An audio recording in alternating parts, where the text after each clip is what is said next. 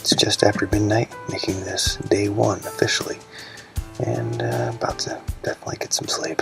Pretty tired, and we've got a long month ahead of us. And right now outside it's kind of snowy and slushy, and we're starting day one in Kabul, so it should be an interesting day. We're heading out to Camp Julien, and we're going to go to the heart of where the counterinsurgency training is, and we're going to hopefully ask some questions and find out what this whole thing's about.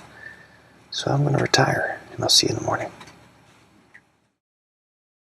Well, it's day one. As you can see, we are all packed and ready to go. And yes, this is about as heavy as it looks. The weather's kind of gross. Hopefully it'll warm up a little bit. It's pretty slushy and wet out there right now. We're heading out to Camp Julien, and we're going to go to the heart of coin training, and we're going to speak with the experts who teach counterinsurgency pretty much for a living here in Afghanistan. And right now we're just waiting for the sky to fall, apparently. Some snow just fell off of those flags. I guess I should watch what I'm doing. But we're going to talk with the experts, find out what they have to say about counterinsurgency, and you'll get to see firsthand what they have to say. So wish us luck. The journey begins right now.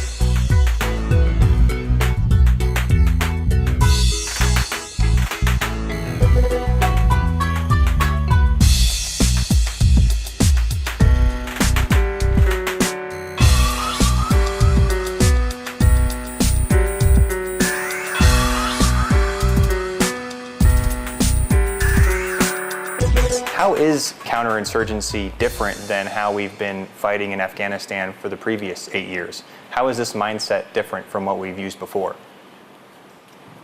Counterinsurgency here is not about TTPs. Counterinsurgency here is a mindset. It's how you approach the population. It's the approach that you use as an individual and your organisation in how you deal with locals on the street, the interpreters that work for you, or the cleaners. It's the ANA or the ANP that you might be partnered with when you're doing your patrols. It's everybody here, and it's how you relate to those people. So you could be the best infantry person in the world, but if you're not conducting your patrols in a population-friendly manner, then you're actually still not effective. So it's about a different approach rather than skill set. So it's an attitude. Okay. And why is that particular attitude so important here in Afghanistan? Pause. Good question. I think because the conflict has been going on for so long here, and because of the media, sensationalism, this country's pulling out, we're not going to give you money. There's a lot of, hype propaganda on both sides of the fence. There's, stuff that's sensationalised in our own media in the West, and then there's, of course, the Taliban propaganda and the message that they're trying to convey. So the attitude that we display has got to be about strength, and it's got to be about looking after the population first. That's essentially the message, and that we are there to help them. The example that I like to use is if your house was burning down and I said that I was going to come and help and I didn't, what would you think of me as your neighbour? So if we're going to do something and we say we're going to do it, then we should be prepared to follow through. So that sort of respect, commitment, and long-term strength and support for the people, I think, is very important. One of the things we want to do in this series is get the folks, the worldwide audience, to know about the people who serve here. So tell me a little bit about yourself, about where you come from and your family. Okay, I'm a mother of 2 girls. Georgina is 12 and Elizabeth is 7.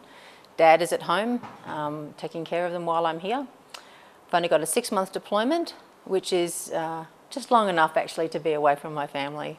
But I've thoroughly enjoyed my time here, met a lot of amazing, interesting people, and the best would have to be the Afghan interpreters that I work with. They've taught me so much.